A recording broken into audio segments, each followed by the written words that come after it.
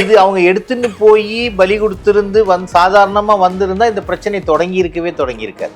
அதை போட்டோ எடுத்து போடுறீங்க அப்படின்னா உங்களுடைய நோக்கம் என்ன? இது சமூகத்தினரையே கலவரம் வரும், பிரச்சனைகள் வரும்னு தானே இப்ப அரசு தரப்புலையும் அறநிலையத்துறை தரப்புலையும் சொல்றீங்க.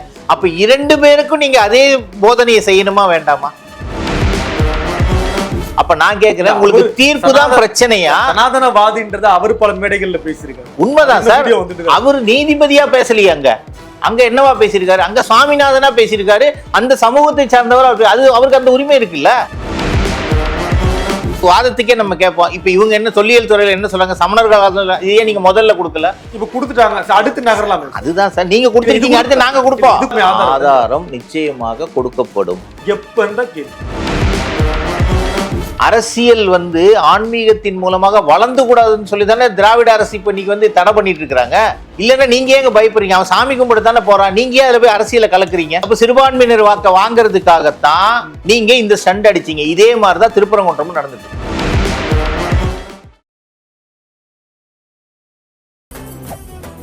மெரிபா பன்னீர் சோடா, ஐ ட்ரஸ்ட் மெரிபா. உலக தமிழர்களுக்கு வணக்கம். இது கிங் டிவி. இன்றைய நிகழ்வில் நம்மோட அரசியல் விமர்சகர் திரு பாபு பரமேஸ்வரன் நினைக்கிறார். சார் வணக்கம். வணக்கம். திருப்பரங்குன்றம் மலை மீது இருக்கிற தூண் தீபத்தூணே அல்ல, அது கல் தூண். கூடுதலாக அது சமணர்கள் காலத்துடைய தூண் அப்படின்னு கோயில் நிர்வாகம் சார்பாக ஆஜரான வழக்கறிஞர் பதிவு பண்ணியிருக்காரு. பாத்தீங்களா எப்படி இருக்கு இந்த தகவல் எல்லாம்? எப்படி இருக்கு உங்களுக்கு இந்த தகவல்? பாருங்க, அடுத்த கட்ட நகர்ந்து இல்ல. அதாவது ஒரு நேரத்தில் ஒரு ஸ்டேட்மெண்ட் கொடுக்கக்கூடாது. இப்போ சமணர்கள் காலத்தோடைய கல்வெட்டு அப்படின்னு சொல்லி உங்களுக்கு உறுதியான தகவல் இருந்தால் இதை நீங்கள் முதல்லையே கொடுத்துருக்கலாம் இல்லையா? இவ்வளவு விஷயங்கள் நீங்கள் நினச்சி ஒவ்வொரு வாய்தா வாங்கி அதை இடைஞ்சல் பண்ணி ஒவ்வொரு ஸ்டேட்மெண்ட்டாக நீங்கள் கொடுக்க சொல்கிறீங்க அப்படின்னு சொன்னால் இதை முதல்லையே உங்கள்கிட்ட இதே தொல்லியல் துறை இங்கே தான் இருக்குது, அதே அறநிலையத்துறை அங்கே இருக்குது, கலெக்டர் அங்கே இருக்காது, அரசாட்சி இருக்குது, எல்லாம் இருக்குது. இல்லைங்க, இதுக்கு அந்த ப்ரொவிஷனே இல்லை, இது இந்த தூண் கிடையாது, இது தீபத் தூண் சொல்லி வழக்கில் வந்துக்கிட்டே தான் இருக்குது. இப்போ புதுசாக இல்லை சார் இது சமணர்களுடைய காலத்தில் உள்ள கல் தூண் சொல்கிறீங்கன்னா கல்லால் ஆன தூண். அதனால மலையே கல்லால் ஆனது தானேங்க. அது அப்படித்தானே, அதெல்லாம் இயற்கை வளம், அதெல்லாம் நம்ம நினச்சி இன்னைக்கு உருவாக்க முடியாது. இவங்க இந்த பிரச்சனையோடைய ஆரம்பமே பார்த்தீங்கன்னா இது இவ்வளவு பெரிய விஷயமாவே ஆயிருக்காது. இந்த பிரச்சனை, இந்த திருப்பரங்குன்றம்ங்கிற பிரச்சனை இத்தனை வருஷம் திருப்பரங்குன்றம் இருக்குது, அறுபடை வீட்டில் முதல் வீடு, அப்போ முருகருக்கு சிறப்பு வாய்ந்த வீடு. இது எப்போ ஆரம்பிச்சுது? போன வருடம் ஆரம்பிச்சுது. போன வருடம் யார் ஆரம்பிச்சாங்க? தர்காவுக்கு பலி கொடுக்க போறேன்னு சொல்லிட்டு ஒரு இஸ்லாமிய சமூகத்தினர் அதை ஒரு ஆடையோ மாடையோ கழுத்தில் போட்டுக்கிட்டு அதை ஒரு ஃபோட்டோ எடுத்து அந்த கந்தூரி அவங்களுடைய நிகழ்வுக்காக போட்டாங்க. இது அவங்க எடுத்துன்னு போய் பலி கொடுத்திருந்து சாதாரணமா வந்திருந்தா இந்த பிரச்சனை தொடங்கியிருக்காது. அதை போட்டோ எடுத்து போடுறீங்க அப்படின்னா உங்களுடைய நோக்கம் என்ன? இன்னும் நோக்கம் இறைவனை இல்ல, அப்படி இல்லையே. எல்லா கோயிலையும் அந்த மாதிரி எல்லாம் பண்றது நீங்க பக்திக்காக போறீங்க. போடக்கூடாது ஏன்னு வச்சுங்க. இப்பவும் பல ஆன்மீக நிகழ்ச்சி எல்லாம் தொடர்ந்து நம்ம கேமரால பாக்குற அளவுக்கு வசதி இருக்கு. வீட்டுல இருந்து நம்ம வழிபட இல்ல பாக்குறோங்க. அதாவது இது அந்த இடத்துல இப்ப அரசாங்கமும் அறநிலையத்துறையும் எல்லாரும் சொல்ற இரு சமூகத்தினரையே பிரச்சனை வரும்னு சொல்லிதான் தீபம் ஏற்றக்கூடாதுங்கிறீங்க. அப்ப இரு சமூகத்தினருக்கு சம உரிமை இருக்குது. இவங்களாலையும் வரக்கூடாது, அவங்களால நாட்டுல அமைதி நிலவணும்னு சொன்னா எந்த சமூகத்தினாலையும் மக்களுக்கு இடைஞ்சல் வரக்கூடாது. அப்போ இது முடிஞ்சு இதன் தொடர்ச்சியாக என்ன நடக்குது? பாராளுமன்ற உறுப்பினர் நவாஸ்கனி அவர்கள் நேர அந்த மலைக்கு போறார். அவர் அந்த தொகுதி கிடையாது. அப்போ அவர் போகும்போதும் என்னையே நீங்க இது பண்றீங்க, அங்க போய் ஏதோ சாப்பிட்டாங்க போனாங்கன்னு சொல்லி இப்ப இது எல்லாமே இப்ப நீங்க போய் சாப்பிடுறீங்கன்னு வச்சுக்கலாம், அதை போட்டோ எடுத்து போடுவோமா? இல்ல, நான் என்ன புரிதலுக்காக நான் கேட்கிறேன், போடக்கூடாதான்னு கேட்கிறேன். போடுறதுல என்ன வருது? சில விஷயங்களை நீங்கள் தவிர்ப்பது நல்லது. அத எதனால ஜனநாயக நாட்டுல அதே ஜனநாயகம் எல்லாருக்கும் இருக்குல்ல, எல்லாருக்கும் இது சமூகத்தினரையே கலவரம் வரும், பிரச்சனைகள் வரும்னு தானே இப்ப அரசு தரப்புலையும் அறநிலையத்துறை தரப்புலையும் சொல்றீங்க. அப்ப இரண்டு பேருக்கும் நீங்க அதே போதனையை செய்யணுமா வேண்டாமா? அவர்கள் இடத்திலே இந்த பிரச்சனையின் தொடக்கத்துக்காக நான் இதை சொல்றேன். போட்டோ எடுத்து இவர்கள் போட்டதுனால தானே இவ்வளவு மக்களுக்கு அது போய் ஒரு உணர்வு பூர்வமான விஷயமாக மாறி திருப்பரங்குன்றத்தை நோக்கி சென்ற வருடமும் இதே போல ஒரு கூட்டம் வந்தாங்க தீபத்துக்கு இல்லாம. அதுக்கு பிறகு அங்க ஒரு முருகன் மாநாடு நடத்தப்பட்டது. எவ்வளவு தடைகள், எவ்வளவு விமர்சனங்களுக்கு அப்புறம் ஒரு எத்தனையோ லட்சம் பேர் அங்க கூடினாங்க. ஆனா முருகன் புகழ் அந்த மாநாடு பாடல, நிறைய அரசியல் தான் பேசப்படுதுன்றத சமூக ஊடகங்கள் அமர்ந்து பார்த்தது பல பேர். இல்ல நான் உட்பட அதை அமர்ந்து பார்த்தேன். அரசியல் எவ்வளவு நேரம் அந்த முருகன் புகழ் பாடினாங்கன்னு பார்த்ததை கழிச்சு பார்த்தா அரசியல் இல்ல. நம்ம நாடே வந்து ஆன்மீகமும் அரசியலும் சேர்ந்ததுதான். அரசியல் தனியா ஆன்மீகம் தனியாலாம் நீங்க பிரிக்க முடியாது. அரசியல் வந்து ஆன்மீகத்தின் மூலமாக வளர்ந்து கூடாதுன்னு சொல்லி தானே திராவிட அரசு இப்ப இன்னைக்கு வந்து தடை பண்ணிட்டு இருக்கிறாங்க. இல்லைன்னா நீங்க ஏங்க பயப்படுறீங்க? அவன் சாமி கும்பிட தானே போறான், நீங்க ஏன் அதுல போய் அரசியலை கலக்குறீங்க? சரி, இப்ப தீபம் ஏற்ற வேண்டிய அவசியம் என்ன அப்படின்னு நம்ம போலாம். புரிதல் இல்ல, தீபம் வேண்டிய அவசியம் என்ன, என்ன தேவை? இல்ல, ஏற்கனவே தீபம் ஏற்றி காலங்காலமா இன்னைக்கு நேற்றுக்கு ஏற்ற ஆரம்பிச்சோமா, இல்ல 2 வருடங்களுக்கு முன்னால ஏற்ற ஆரம்பிச்சோமா? இந்த கார்த்திகை தீபம்ங்கிறது வருடந்தோறும் ஏத்திட்டு தானே இருக்கிறாங்க. எந்த இடத்துல ஏத்திட்டு இருக்காங்க? திருவண்ணாமலையில மெயின். இல்ல, இங்க திருப்பரங்குன்றம். இல்ல, திருவண்ணாமலையில மெயினான தீபம். இப்போ வந்து எல்லா தீபம் இருக்கக்கூடியதுல ஏத்திட்டு இருக்காங்க. இந்த பிரச்சனையுடைய ஆழம் வந்து பாத்தீங்கன்னா, ஏற்கனவே ஏத்திக்கிட்டு இருந்ததை வந்து நடுவுல தடை பண்ணி இருந்ததை இப்ப திருப்பரங்குன்றங்கிறது ஒரு மெயின் சப்ஜெக்ட் ஆயிருச்சு. நீ செஞ்சா நானும் செய்வேங்கிற ஒரு போட்டி மனப்பான்மை எல்லாருக்குமே இருக்கும். அப்போ என்ன ஆகுது, இதுல வந்து அரசியல் இன்டைரக்டா கலந்துருச்சு. இதை நீங்க தவிர்க்கவே முடியாது.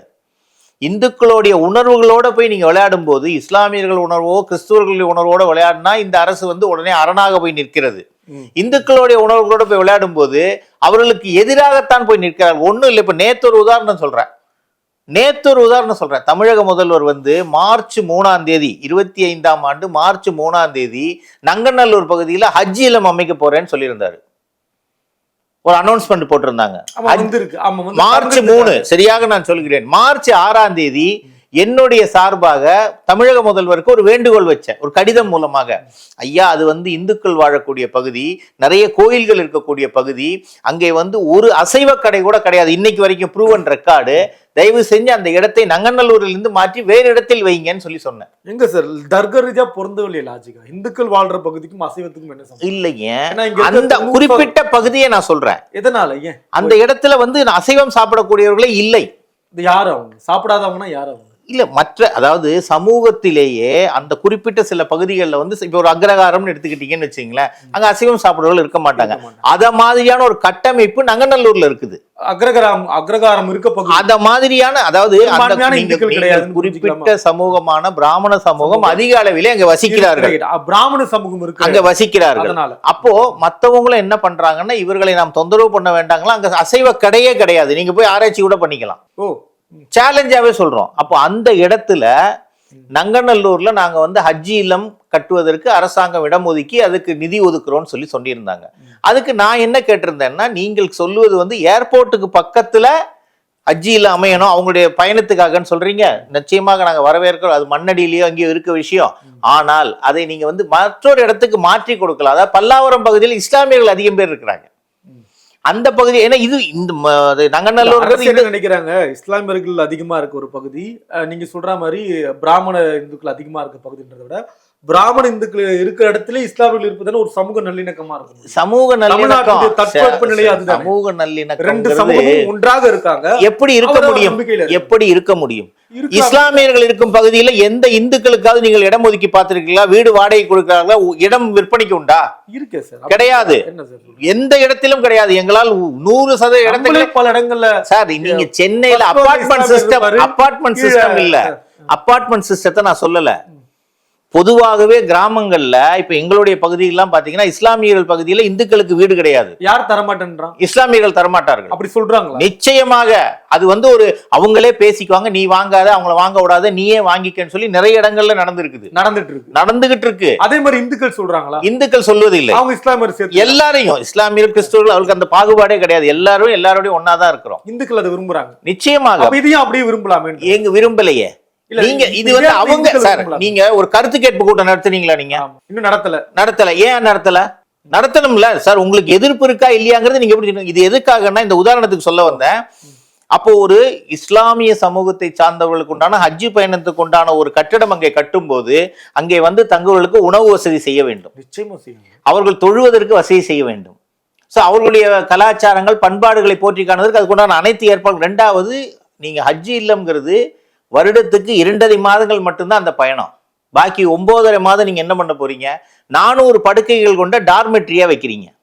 அப்போ மற்ற நேரங்கள்ல வந்து மற்றவர்கள் வந்து தங்கும் போது அதில் யார் நல்லவர் வருகிறார், யார் கெட்டவர் வருகிறார் தெரியாது. மேலும் இது வந்து மிகச்சரியாக பார்த்தீங்கன்னா இப்ப அவங்க சொல்லியிருக்க இடம்ங்கிறது இராணுவ தளத்திற்கு நேராகவும் விமான தளத்திற்கு அருகிலும் இருக்கிறது. 5 மாடி பில்டிங். அப்ப இவர்கள் அங்கே வரும்போது அந்த இடத்துல நிச்சயமாக அசைவத்துக்கு உண்டான உணவு பழக்க வழக்கங்கள் ஒரு ஹோட்டல் வருமா? அப்புறம் அசைவ உணவுகளை அங்க வந்து சமைக்கிற மாதிரி வருமா?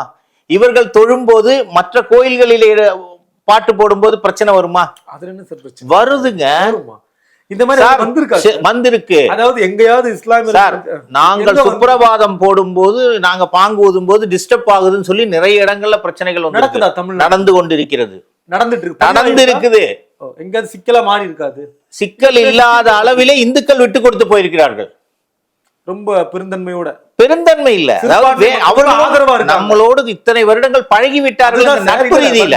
அது நான் என்ன சொல்ல வரேன்னா, தமிழ்நாட்டில் இருக்கக்கூடிய இந்துக்கள் அதை வந்து புரிஞ்சுக்கிட்டாங்க பாருங்க, பழகுறாங்க. சிறுபான்மையான மக்களுக்கு நம்மளே ஒரு அரணாருக்குன்னு இருக்காங்க. நல்லதானே சார்? நல்லா இல்ல, நல்லதுதான். நம்ம திருப்பரங்குன்றம் வந்துரும். அதுல அரசு குழப்புதே. திருப்பரங்குன்றத்தை அதன் தொடர்ச்சியாகத்தான் சொல்ல வரேன். தீபமே ஏத்தணும். அப்போ இந்த மாதிரியான ஒரு சிக்கலை தெரிந்தே உருவாக்க கூடாது. அதுதான் இப்ப திருப்பரங்குன்றத்திலயும் நடந்துகிட்டு. யார் சிக்கலை உருவாக்கணும் சார்? இந்து அறநிலையத்துறை, என்ன அதன் அதிகாரிகள். என்ன ஒரு தீபம் ஏற்றணும்னு ஒரு கோர்ட் ஆர்டர் வருது. அந்த தீபத்தை அவங்க ஏற்றி இருந்தாங்கன்னா அந்த கார்த்திகை நாளோட அந்த பிரச்சனை முடிஞ்சிருக்குமா? அதுக்கப்புறம் அதை பத்தி யாராவது பேச போறோமா? சென்ற வருடம் முருகன் திருப்பரங்குன்றத்துல ஒரு பிரச்சனை உருவாச்சு, அது போன வருஷத்தோட முடிஞ்சு, அதுக்கப்புறம் அதை பத்தி பேசல. அப்ப இந்த வருடம் தீப நாள் அன்னைக்கு ஒருத்தர் போய் ஒரு கோர்ட்ல ஆர்டர் வாங்கிட்டு வராரு. இதுல என்ன ஒரு கார்த்திகை தீபம் முன்னாடி வந்துட்டாரு அவர். அன்னைக்கு நாங்க மேல ஏத்த போறோம்ன்றாங்க பரணி தீபம். அதே மாதிரி அப்ப என்ன ஒண்ணுன்னா, தீபத்துக்கு தீர்ப்பு கொடுத்த நீதிபதியை பற்றி தான் விமர்சனங்கள் வருது, தீர்ப்பை பற்றி விமர்சனங்கள் இல்லை. அவர் வந்து ஒரு பிராமணர் சமூகத்தை சார்ந்தவர், சனாதனவாதி என்ற நிலை. அப்ப நான் கேட்கிறேன், உங்களுக்கு தீர்ப்பு தான் பிரச்சனையா? சனாதனவாதின்றத அவர் பல மேடைகள்ல பேசியிருக்காரு சார். உண்மைதான் சார். அவர் நீதிபதியா பேசலையே, அங்க என்னவா பேசியிருக்காரு? அங்க சுவாமிநாதனா பேசியிருக்காரு. அந்த சமூகத்தை சார்ந்தவர். அது அவருக்கு அந்த உரிமை இருக்குல்ல, அவருக்கு அந்த உரிமை இருக்குல்ல. அதையும் நீங்க இதையும் கொண்டு ஏன் கனெக்ட் பண்றீங்க? இல்ல சார், அவங்க என்ன கேக்குறாங்க, தீபம் ஏற்றக்கூடிய இடம்னு ஒண்ணு இருக்கு. நீங்க அந்த தூணை நம்ம புகைப்படங்கள்ல பாக்குறோம். ஒரு ஆஞ்சநேயர் சிலை இருக்க மாதிரி இருக்கு, மேல தீபம் ஏற்ற தூண் இருக்கு. நாங்க காலகாலமா இந்த தூண்ல ஏத்திட்டு இருக்கோம் இல்லையா? இந்த வருஷமும் ஏத்திட்டு போறோம் நாங்க, அது பிரச்சனை கிடையாது. நீங்க ஏன் மலை உச்சியில இருக்க அந்த தீபத்தூண்ல போய் ஏன் ஏத்தணும்? இல்ல, உச்சியில வந்து ஏற்கனவே ஏத்திக்கிட்டு இருந்தது நடுவுல நிப்பாட்டி இருக்கு. எப்ப சார் ஏத்துனாங்க? அதான் ஒரு குறிப்பிட்ட பீரியட் சொல்றாங்களே, 100 வருடங்களுக்கு முன்பாக. சார் ரொம்ப தெளிவா சார், நேற்று முன்தினம் வெள்ளிக்கிழமை சார், நேற்று முன்தினம் நீதிமன்றத்துல தமிழ்நாடு அரசு கேட்கறாங்க, நாங்க காலங்காலமா இங்க ஏத்திட்டு இருக்கோம், அது ஒண்ணு போக நீதிமன்றத்தை கேட்கறாங்க, இதற்கு முன்னாடி தீபம் ஏற்றியதற்கான ஆதாரம் ஒரு துண்டு சீட்டு இருந்தா கூட கொண்டு வந்து கொடுங்க அப்படின்னு கேக்குறாங்க. இன்னும் கொண்டு போய் கொடுக்கல சார். என்ன சார்? இல்ல, இப்ப இவங்க டைம் கேக்குற மாதிரி அவங்களும் அதை எடுத்துட்டு வந்து கொடுப்பாங்க. இல்ல சார், நிச்சயமாக அடுத்த, அதாவது அவங்கள்ட்ட ரெக்கார்டு இல்லைன்னு சொல்லாதீங்க. இன்னொன்னு சொல்றேன் சார், நான் புரிதலுக்காக தான் நிறைய எல்லாரும் என்ன கேக்குறேன்னா, நான் இந்த வேலையை பண்ணணும்னு தயாராயிட்டேன், அப்ப நான் ஆவணங்களோடு தானே சார் வரணும். பாருங்க, இந்த ஆவணம் இருக்கு, இந்த வேலை நடக்கணும்னு சார். சரி, அப்ப அதே ஆவணங்களோ நீங்க ரெடியா வரலையே? நீங்க இது வாதத்துக்கே நம்ம கேட்போம். இப்ப இவங்க என்ன சொல்லியல் துறையில என்ன சொல்றாங்க, சமணர்கள் இதே நீங்க முதல்ல கொடுக்கல, இப்ப கொடுத்துட்டாங்க, அடுத்து நகரலாம். அதுதான் சார், நீங்க கொடுத்துருக்கீங்க, அடுத்து நாங்க கொடுப்போம். இது கூட இல்ல, இது கூட இல்ல, நான் கவனமா சொல்றேன், நம்ம செய்தி மக்களுக்கு தப்பா பதிவாயிடக்கூடாது. இதுவே கூட தமிழ்நாடு அரசு சார்பா கொடுக்கப்பட்டது கிடையாது, கோயில் நிர்வாகம் சார்பா கொடுக்கப்பட்டது. அதான் அவங்க தரப்புல வந்து வழக்கறிஞர் சொல்றாரு, இது சமணருடைய சார். கோயில் நிர்வாகம்ங்கிறது நீங்க உங்களுடைய உண்டியல்ல வரக்கூடிய வருமானத்தை சரியாக செலவு செய்ய வேண்டும்ங்கிறது அவங்க லிமிட்டேஷனு. அட்மினிஸ்ட்ரேஷன்ங்கிறது என்ன? கோயிலுக்குள்ள நடக்கக்கூடிய விஷயங்களை செய்யணும். அதுவும் கோயில் கருவறைக்குள்ள சிவாச்சாரியார்களும் பட்டாச்சாரியர்களும் தான் அதுக்கு நிர்வாக பொறுப்பு. புரியுதா உங்களுக்கு? இவர்கள் கணக்கு வழக்கை சரி செய்வது மட்டும்தான். இவங்க யார்? இவங்க முதல்ல அதாரிட்டேட்டிவா போய் நீங்க இங்க பண்ணுங்க, இங்க பண்ணாதீங்கன்னு சொல்றது. அது சரி, நம்ம அதை பேசுவோம். நம்ம தீபம் ஏத்துனதுக்கான ஆதாரத்தை கொண்டு போனா முடிஞ்சிடுச்சு. கொடுப்போம் சார். எப்ப வரும்? நிச்சயமா கொடுப்போம். இப்ப நீங்க இவ்வளவு நாள் கழிச்சு ஒவ்வொரு இப்ப தொல்லியல் துறை இப்ப இடையில பூந்து இருக்குல்ல, தொல்லியல் துறை எப்ப வந்துச்சு? இந்த இது தீர்ப்புக்கு தானே கொண்டு வந்து கொடுத்துருக்காங்க. அடுத்ததுக்கு வந்து நாங்க கொடுக்குறோம். நான் என்ன நெறியாளரா நான் எப்படி கேட்கிறேன் பாருங்க, நம்ம வந்து குழப்பமே வேண்டாம். பாக்குற மக்கள் என்ன எதிர்பார்க்கறாங்கன்னா, தீபம் ஏத்தணுமா வேண்டாமா அப்படின்னா, பெரும்பான்மையான மக்கள் ஏத்தணும்னு விருப்பப்படுவாங்க. அவங்க என்ன நினைப்பாங்க, பெரும்பான்மையான இந்துக்கள் என்ன நினைக்கிறாங்கன்னா, தீபம் ஏத்தணும், ஆதாரம் இருக்குல்லையே, அதை கொண்டு போய் காமிச்சிட்டு தீபம் ஏத்தலாமே நினைப்பாங்களாமே. சார் காட்டலாமே ஆதாரம் நிச்சயமாக கொடுக்கப்படும். எப்ப கேள்வி விரைவில் கொடுப்பாங்க. ஏன்னு வச்சுங்களேன், ஒரு விஷயம் தெரிஞ்சுங்க. ஆதாரம் தயார் பண்ணணுமா? அப்ப நீங்க தயார் பண்ணி தான் கொடுத்தீங்களா? நீங்க தயார் பண்ணி தான் கொடுத்தீங்க. அதுதான் சார், நீங்க தயார் பண்ணி தான் கொடுத்தீங்களா? அரசு கண்டிப்பா தயார் பண்ணி தான் சார் கொடுக்கும். அப்போ தயார் பண்ணதுன்னா இப்படி, அதாவது நீங்களா ஒண்ணு கிரியேட் பண்ணி. சார் நான் ஒரே ஒரு கேள்வி கேட்கிறேன். தர்கா வந்த பீரியட் எப்போ? சிக்கந்தர் வாழ்ந்த காலம் எப்போ? மலை உருவான காலம் எப்போ? கோயில் உருவான இந்த வரலாற்று சுவடுகளை நீங்க எடுத்தீங்கன்னா யார் சீனியாரிட்டிங்கிறது உங்களுக்கு தெரியும். மலைதான் சார் சீனியாரிட்டி. அப்ப அந்த மலை வந்து மலையை நீங்க ஒரு மார்க்கம் உரிமை கொண்டாட, மலை வந்து மனிதத்துக்கு சொந்தமானது. ஆமா சார், அது இயற்கையோட யாராலையும் உருவாக்க முடியாது, இயற்கைக்கு சொந்தமானது, முடிந்தது. அப்போ அது ஒரு மலை ஒரு மதம் உரிமை கொண்டாடுறது தப்பாயிடும். அப்புறம் ஒரு மலையை எப்படி ஒரு மதம் உரிமை கொண்டாடு? சார் என் வீடை வந்து உங்களுக்கு வாடகை கொடுத்துருக்கேன், நீங்க உரிமை கொண்டாடுறீங்க, தப்பு இல்லைங்கிறீங்க. நாங்க உரிமை என் வீடுன்னு சொல்லி நான் உரிமை கொண்டாடினா ஒரு ரெக்கார்டை கொண்டாடி நீங்க கேக்குறீங்க. சார் சீனியாரிட்டி படி பார்த்தால் அந்த மலை வந்து இயற்கைக்கு சொந்தமானது.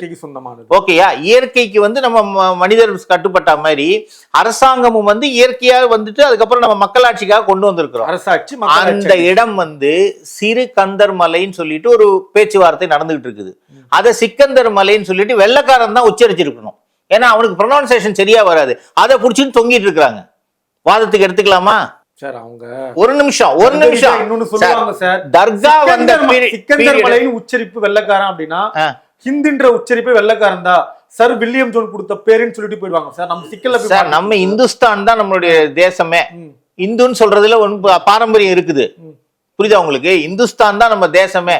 பாடி இருக்கிறது எல்லாமே இந்துஸ்தானை பத்தி தான் பாடி இருக்கிறாங்க, புரியுதா உங்களுக்கு? அதுக்கெல்லாம் ரெக்கார்டு எடுத்தீங்கன்னா இன்னும் போக வேண்டியதான், நம்ம கிமுக்கு முன்னாடி போயிட்டே இருக்க வேண்டியதுதான். ப்ரொவைடர் மலை உருவான பீரியட்ல இருந்து அங்க எந்த சீனியாரிட்டி படி பார்த்தா நீங்க வந்தது எப்போ, அவர் சிக்கந்தர் வாழ்ந்த காலம் எப்போ, அவருக்கு கோரிமேட்ல ஒரு தர்கா இருக்குது.